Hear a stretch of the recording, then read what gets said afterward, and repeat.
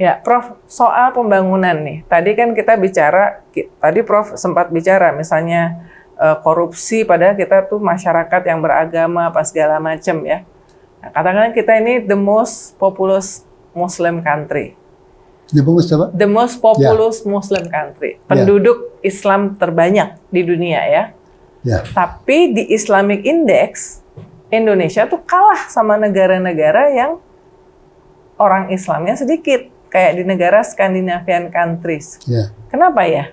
Saya sendiri juga mulai bertanya itu.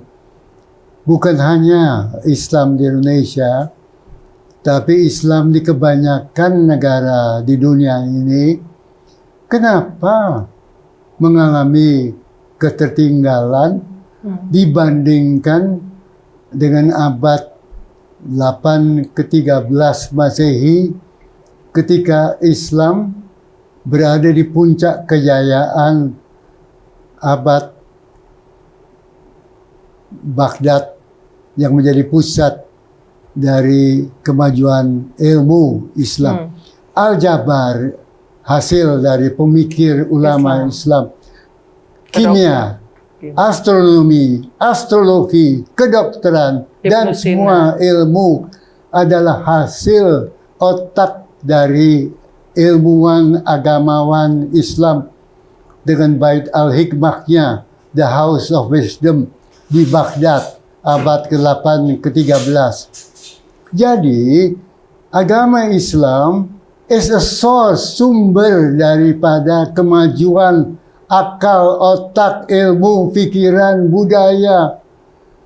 Al-Khawarizmi sebagai ketua Baghdad tersebut menemukan Al-Jabar berdasarkan Quran.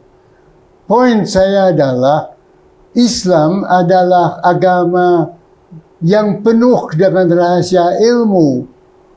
Mengapa tidak ada agama orang Islam yang mendapat Nobel Prize di dunia? Kenapa orang Islam yang menganut agama Islam tidak terkemuka di dalam dunia ilmu pengetahuan? Padahal abad ke-15, abad ke-8, ke-3 sampai 13, Islam adalah dominan. Poin saya adalah ada hal-hal yang ketika Islam menjadi dominan 8 ke 13, Bait al-Hikmah, The House of Wisdom, dan menguasai ilmu pengetahuan dengan Al-Khawarizmi dan Ibnu Sina dan sebagainya. The way kita pelajari Islam di masa itu menjadi sumber pengetahuan yang menggerakkan budaya dunia, peradaban dunia ditetapkan di Baghdad 8 ke 13 abad itu. Sekarang itu tidak ada.